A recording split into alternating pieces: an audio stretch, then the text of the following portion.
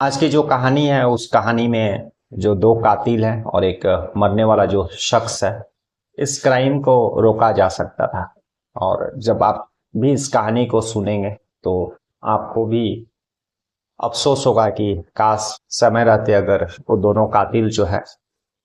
Police के पास चल गए रहते और कत्ल का रास्ता, जुर्म का रास्ता छोड़ करके गए, अगर उनके सामने जो दिख रहा तीसरा रास्ता अपनाते तो शायद वो सलाखों के पीछे आज नहीं होते और एक नौजवान युवक का हत्या का आरोप उन लोगों के ऊपर नहीं रहता। नमस्कार, मैं हरेंद्र और आज आप इस क्राइम स्टोरीज में ऐसे ही एक दिलचस्प कहानी सुन रहे हैं जिसमें उस क्राइम को रोकने का, उस क्राइम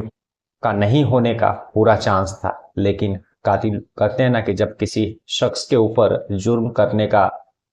सोच सवार होता है, मेंटलिटी जब वो बन जाता है तब वह क्राइम कर ही बैठता है और सलाखों के पीछे फिर उसकी जिंदगी होती है।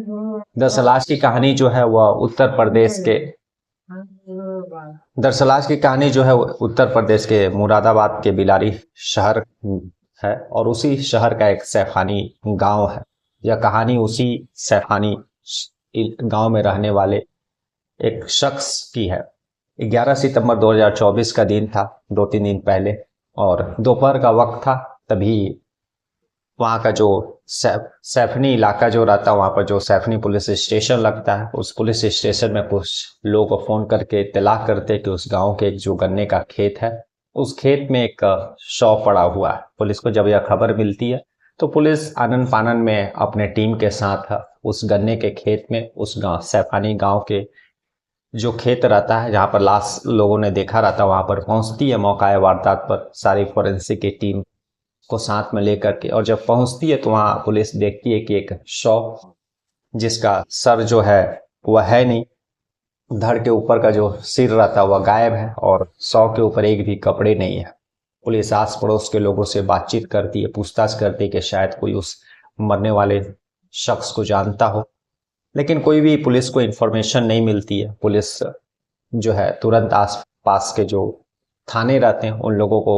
इत्तला करती है। तभी पुलिस को यह जानकारी मिलती है कि जो है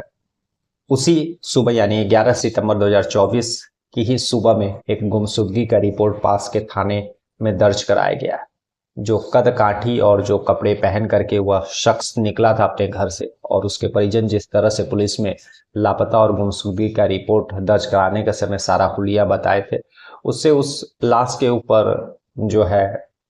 उसका कद काठी से पुलिस को डाउट होता है। पुलिस तुरंत जो है उस गुमशुदगी का जो रिपोर्ट परिजन दर्ज कराए रहते हैं, उस परिजन को उस मौका वारदात पर ही बुलाती है। पास के ही गांव के थे वे परिजन, वहां पर पहुंचते हैं और अपने बेटे के रूप में उस शव का शिनाख्त करते हैं। दरअसल वह सोनू नाम का एक शख्स था और वह पास के ही बिलारी के सहसपुर गांव में रहा करता था, और जो है सैफनी उसका उस लड़के का नानी का घर था, तो अक्सर वहां पर पहले भी आया करता था। लेकिन उस दिन वहां पर अपने नानी का जो गांव था वहां पर क्या कर रहा था इसके बारे में उस परिजन को कोई जानकारी नहीं थी। परिजन यही बताते हैं कि 9 तारीख को वह शाम को 7 बजे घर से यह बोल करके निकला कि वह एक अपने दोस्त से मिलने जा रहा है, और उसके बाद फिर जो है वापस घर नहीं आता है। परिजन एक दिन रुकते हैं लेकिन कोई उसका खोज खबर पता नहीं चलता। उसके दोस्तों से पूछताछ करते हैं लेकिन परिजन को अपने बेटे सोनू के बारे में जो है कोई भी जानकारी नहीं मिल पाती है। इस तरह से जो है उसके परिजन 11 सितंबर इस तरह से जो सोनू के परिजन 11 सितंबर को सुबह में अपने जो है नज़दीकी थाना जो रहता है वहाँ पर अपने बेटे के गुमशुदगी का रिपोर्ट दर्ज कराते हैं, और फिर जो है दोपहर होते होते तक सैफनी गांव के उस खेत से उसका शव पुलिस बरामद करती है। शव को पोस्टमार्टम में भेजने के बाद जो है पुलिस उस शव को परिजनों को हैंडओवर कर देती है। लेकिन जब शव का शिनाख्त सोनू के रूप में हो जाता है तब पुलिस उसके परिजन से यह पूछताछ करती कि किसी के ऊपर किसी के ऊपर आप लोगों को शक, या फिर सोनू कहाँ गया था, किससे मिलने गया था। तभी जो सोनू के पिता रहते हैं वह बताते हैं कि सोनू का जो है लड़की से उसका प्रेम संबंध था, और उस लड़की का नाम जो है महनाज था, और वह खुद सैफनी इलाके में रहा करती थी, और सैफनी इलाका जो है गांव जो है वह सोनू का ननिहाल भी था, तो अक्सर वहां पर जाया करता था। पुलिस उस महनाज के घर पहुंचती है जब उसके परिजन सारा एड्रेस वगैरह बताते हैं और जब वहां पर पहुंचती है तो महनाज से जब पुलिस पूछताछ करती है सोनू को लेकर के, और वहां पर उसका भाई भी रहता है, तो पुलिस को उन दोनों के जवाबों से असंतोष हो जाती है और उन लोगों के ऊपर जो है पुलिस का शक बढ़ जाता है। पुलिस दोनों को थाने लेकर के आती है और कड़ाई से पूछताछ करती है, और तब तक पुलिस जो है मौका वारदात पर जहाँ पर सोनू का शव मिला था वहां का CDR report, call details report, number data सारा निकाल लेती है और सोनू का फोन नंबर भी उसके परिजनों से लेने के बाद उसका कॉल डिटेल्स निकालती है। तो उस कॉल डिटेल्स में साफ दिख रहा था कि सोनू का जो है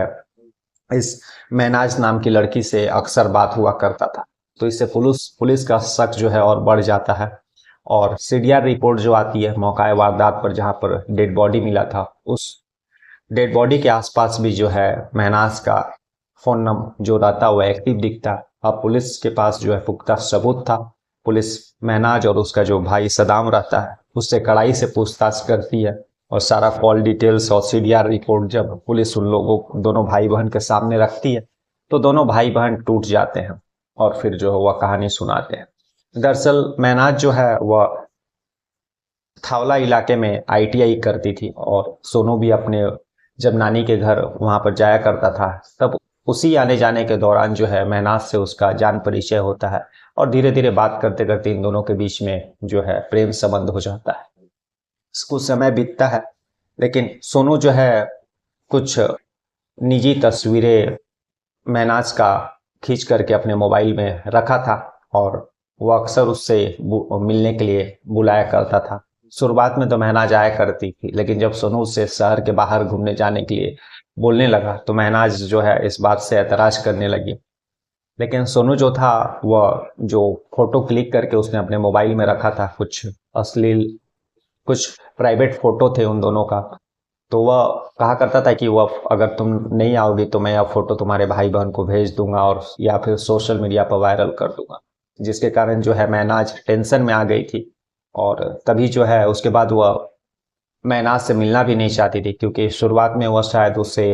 प्रेम के कारण उससे मिला करती थी या एक दोस्ती के कारण उससे मिला करती थी। लेकिन जो है सोनू उस मुलाकात को, उस दोस्ती को शायद वह दूसरे एंगल से देखने लगा था और उससे मिलने के लिए, उस गांव से बाहर घूमने जाने के लिए उस पर दबाव बनाने लगा और जिसके कारण महनाज जो है उससे दूरी बनाने रखी थी। लेकिन सोनू जो है मानने के लिए तैयार नहीं था। वह उसको धमकी देने लगा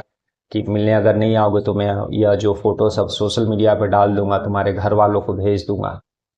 और सोनू इधर अपने दोस्तों में यह भी बोला करता था कि जो है महनाज फोटो दिखा करके कि वह मैं इसी लड़की से शादी करूंगा। यह सारी बातें जब महनाज के कानों तक पहुंचती है तो वह बहुत ही परेशान हो जाती है, रोने लगती है। और इसी जब समय बीत रहा था तभी उसकी नज़र जो है उसका जो भाई सदाम रहता है उसका नज़र अपनी बहन महनाज पर पड़ता है। तब वह उसकी परेशानी के कारण पूछता है तो महनाज बताती है अपना सारा स्टोरी कि सोनू उससे मिला करता था और वह अच्छा दोस्त था, लेकिन वह कहता है कि मुझसे प्यार करता है और मुझसे ज़बरदस्ती मिलने के लिए वह बुलाता है, गांव से बाहर घूमने जाने के लिए फोर्स कर रहा है, नहीं तो उसके पास मेरे कुछ फ़ोटो हैं और वह फ़ोटो सोशल मीडिया पर डाल देगा और अपने दोस्तों से भी कह रहा है कि वह मुझसे शादी करना चाह रहा है। जब यह सारी बातें भाई सुनता तो वह भी परेशान हो जाता है और फिर जो है एक भाई को जहां अपनी बहन को समझाना चाहिए, पुलिस का सहारा लेना चाहिए था, सोनू के गार्जियन से मिलना चाहिए था, लेकिन भाई अपनी बहन के साथ मिलकर के जुर्म का रास्ता चुनता है और उसके बाद उस सोनू को रास्ते से हटाने का प्लानिंग रचता है। दरअसल उन लोगों को ऐसा लग रहा था कि सोनू के कारण ही उसकी बहन का जो है काफी टेंशन में रह रही है और इसी के कारण जो है वह सोनू को ही कत्ल करके उसको रास्ते से हटाने का प्लान रचता है। फिर उसके बाद फिर वह जो है 9 सितंबर को महनाज से सोनू को कॉल कराता है, लेकिन सोनू जो है मिलने आने के लिए तैयार नहीं होता है और तभी जो है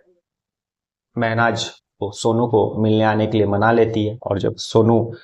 9 सितंबर को सैफनी इलाके में आता है तो उसको बात करते करते ही गन्ने के खेत की तरफ लेकर के जाती है, जहाँ पर पहले ही सदाम और उसका एक दोस्त रिजवान छिपे रहते हैं। और जैसे ही सोनू